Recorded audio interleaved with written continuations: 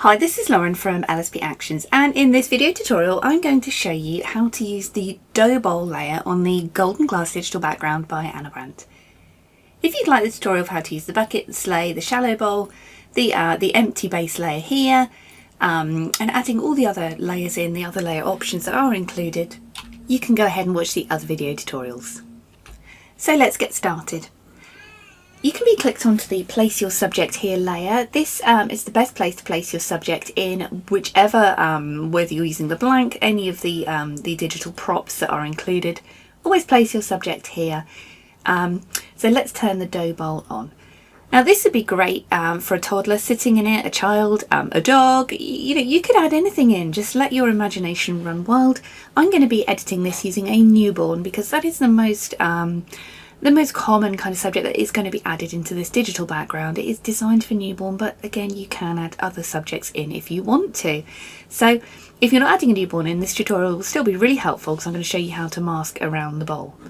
So click on Place Your Subject here and come up here to File and choose Place Embedded. Locate the image on your computer. Ideally edit the shot first if you can do. And you'll notice when you place it, it's going to come in and be kind of covering up the digital background. It may come in and replace the Place Your Subject Here layer, in which case great, or it might appear above it. Either way is fine. I like to take the opacity down when resizing the subject in, so I'm just going to resize her so her head is just resting on this lip here of the dough bowl. And I'm dragging these edges in just to position her in there, so she's going to look nestled into this dough bowl. When you've got the subject in position, double click or hit enter, and you can go ahead and slide the opacity back up again. Add a layer mask down here on the little icons on your layers panel. Click the rectangular one with the circle in, and that will add this white layer mask box to your layer here, your subject layer.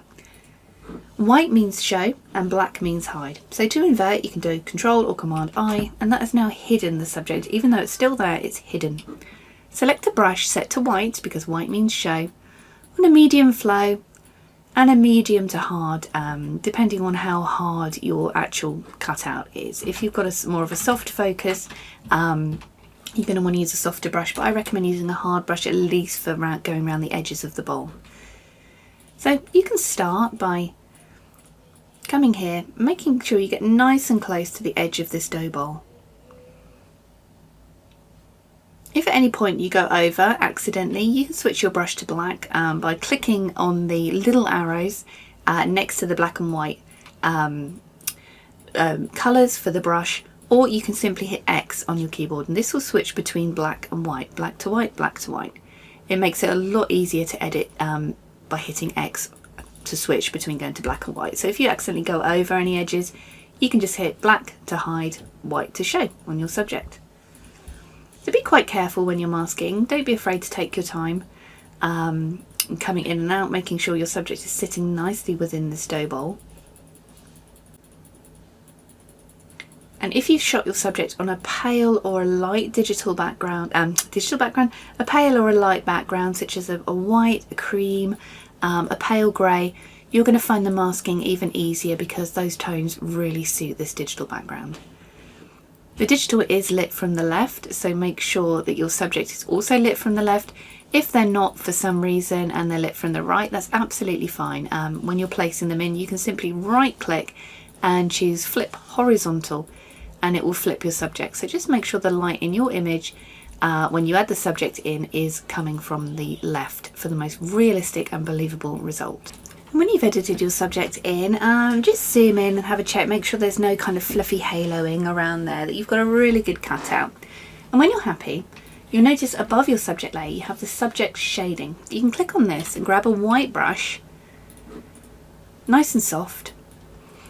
I'd recommend taking the flow down a little bit too, so it's a little bit more gentle. I always like to work at 100% opacity. And you can go over and you can add some shading to your subject here to reflect the subject being nestled within the prop. So that is really helpful. So you can just add a little bit there, just to reflect some of the natural shading in this image.